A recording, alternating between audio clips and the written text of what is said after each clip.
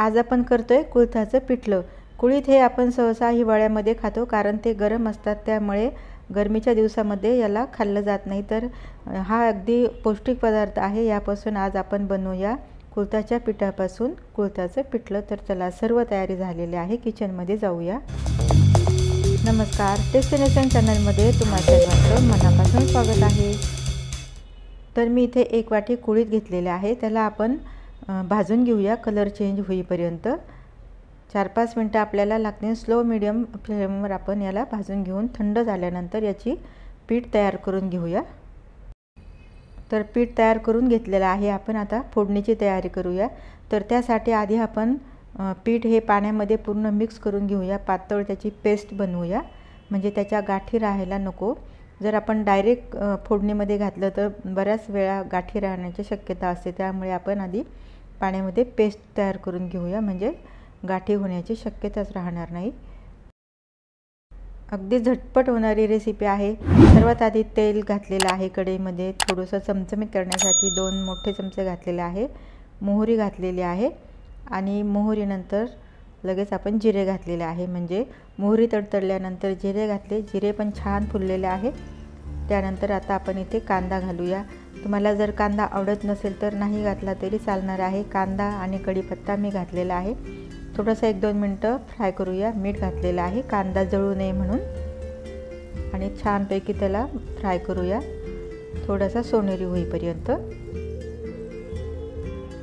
कांदा आता थोडासा 2-4 मिनिटं झाल्यानंतर इथे मी लसूण पेस्ट घातलेली आहे। इथे फक्त लसूण पेस्ट घातलेली आहे, अद्रक पेस्ट घातलेली नाही। ठेचून घेतलेला आहे, म्हणजे त्याची चव चांगली येते। आता कांदा पण छान परतलेला आहे आणि लसणचा कच्चा स्मेलसुद्धा गेलेला आहे, आणि इथे हिरवा मिरचीचा ठेचा घेतलेला आहे। जर तुम्हाला आवडत असेल तर तुम्ही मिरची कट करून घेऊ शकता किंवा लाल मिरची घालू शकता।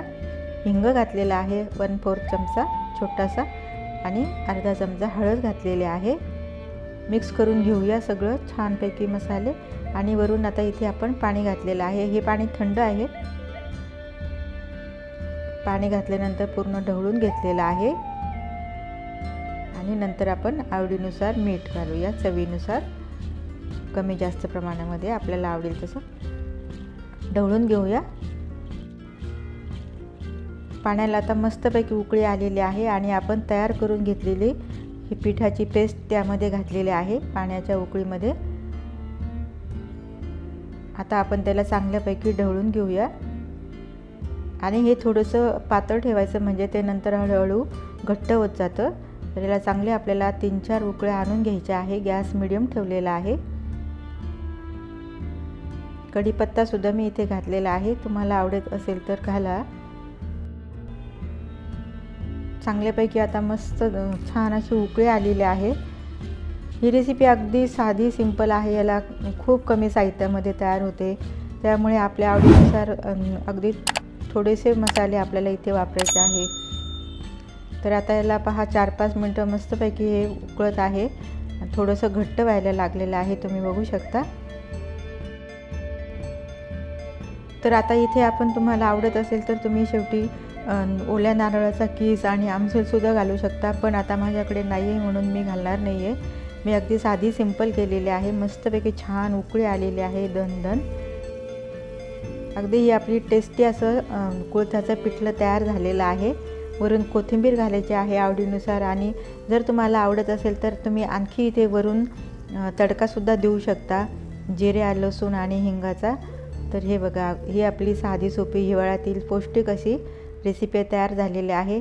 हे तुम्ही भाताबरोबर, भाकरीबरोबर, पुरीबरोबर, कशाही बरोबर अगदी छान चविष्ट लागते। हे बघा, आपलं हे हिवाळ्यातलं अगदी पौष्टिक असं कुळथाचं पिठलं तयार आहे, आणि गरम गरम भातावर तुम्ही खाऊ शकता, आणि सोबत आपण दह्यातली मिरची। आजची रेसिपी तुम्हाला कशी वाटली? रेसिपी आवडली असेल तर लाईक आणि शेअर करा, आणि डेस्टिनेशन चॅनलला सबस्क्राईब करा, म्हणजे अशाच छान छान रेसिपी तुम्हाला बघता येतील। तर भेटूया नवीन व्हिडिओमध्ये अशीच एखादी छानशी रेसिपी घेऊन। तोपर्यंत मस्त मस्त खा आणि सुस्त रहा।